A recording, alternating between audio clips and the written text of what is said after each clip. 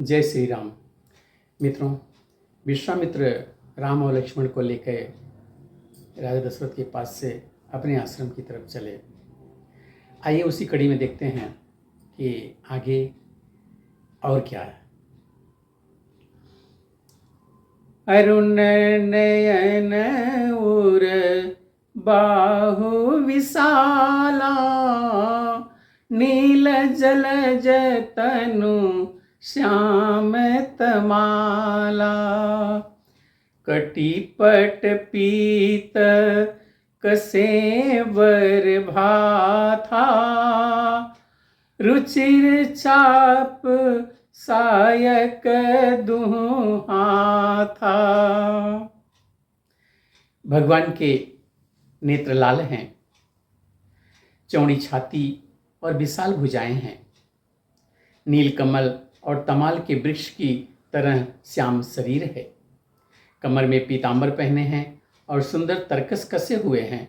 दोनों हाथों में क्रमशः सुंदर धनुष और बाण हैं।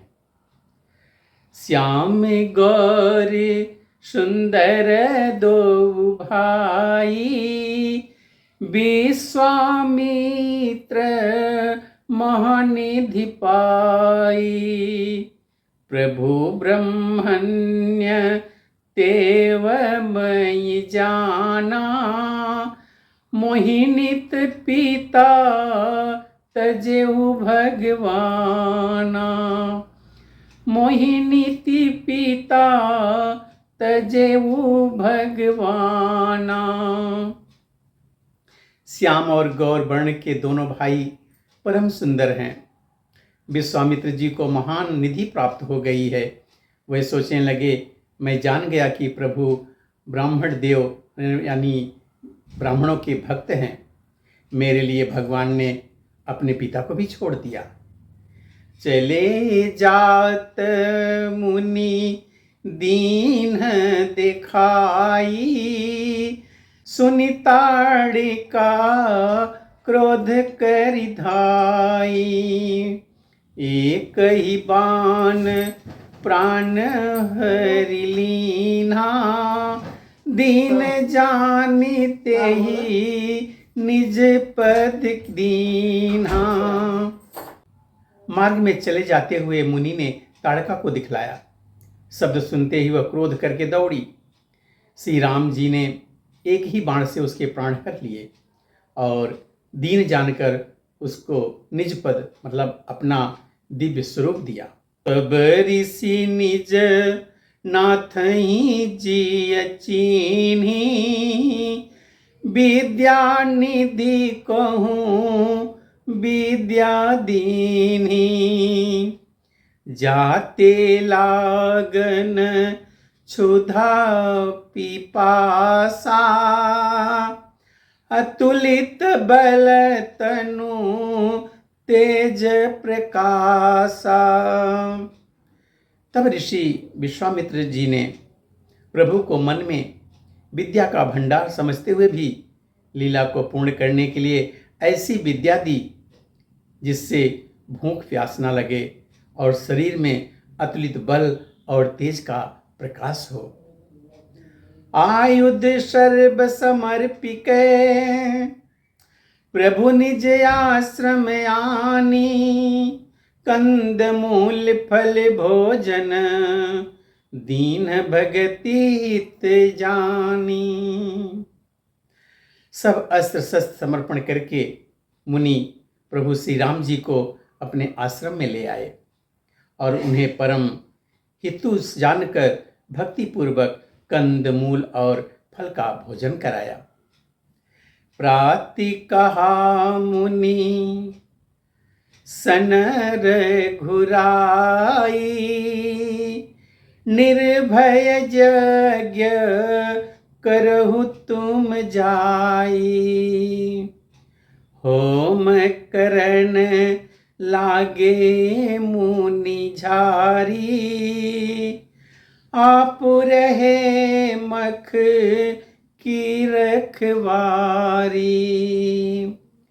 सवेरे श्री रघुनाथ जी ने मुनि से कहा, आप जाकर निडर होकर के यज्ञ कीजिए। यह सुनकर सब मुनि हवन करने लगे और भगवान श्री राम जी यज्ञ की रखवाली पर रहे। सुनि मारीच निशाचर क्रोही, ले सहाय धावा मुनि द्रोही। बिनु फरमान राम ते ही मारा, सत जो जन गा सागर पारा। यह समाचार सुनकर मुनियों का शत्रु क्रोधी राक्षस मारीच अपने सहायकों को लेकर दौड़ा। श्री रामचंद्र जी बिना फल वाला बाण उसको मारा, जिससे वह 100 योजन के विस्तार वाले समुद्र के पार जाकर के गिरा। पावक सर सुबाहु पुनि मारा, अनुज निशाचर कटकु संहारा। मारिय सुर द्विज निर्भयकारी, स्तुति करहि देव मुनि झारी। फिर सुबाहु को अग्निबाण मारा। इधर छोटे भाई लक्ष्मण ने राक्षसों की सेना का संहार कर डाला। इस प्रकार श्री राम जी ने राक्षसों को मारकर ब्राह्मणों को निर्भय कर दिया। तब सारे देवता और मुनि स्तुति करने लगे। तह पुनि कछुक दिवसर घुराया, रहे कीन्ही विप्रन पर दाया। भगति हेतु बहु कथा पुराना, कहे विप्र यद्यपि प्रभु जाना। श्री रघुनाथ जी ने वहाँ कुछ दिन और रहकर ब्राह्मणों पर दया की। भक्ति के कारण ब्राह्मणों उन्हें पुराणों की बहुत सी कथाएं कही, यद्यपि प्रभु तो सब जानते ही थे। तब मुनि सादर कहा बुझाई, चरित एक प्रभु देखिए जाई। धनुष यज्ञ सुनी रघुकुल नाथा, हरसि चले मुनि वर के साथा। तदनंतर मुनि ने आदरपूर्वक समझाकर कहा कि हे प्रभु, चलकर एक चरित्र देखिए। रघुकुल के स्वामी श्री रामचंद्र जी धनुष यज्ञ की बात सुनकर मुनि श्रेष्ठ विश्वामित्र जी के साथ प्रसन्न होकर के चल दिए। आश्रम एक दीख मग माही, खग मृग जीव जंतु तह नाही। पूछा मुनि शिला प्रभु देखी, सकल कथा मुनि कहा विसेखी। मार्ग में एक आश्रम दिखाई पड़ा। वहां पशु पक्षी कोई भी जीव जंतु नहीं थे। पत्थर की एक शिला को देखकर प्रभु ने पूछा। तब मुनि ने विस्तार पूर्वक सब कथा कह दी। गौतम नारी शाप वश, उपल देह धरि धीर।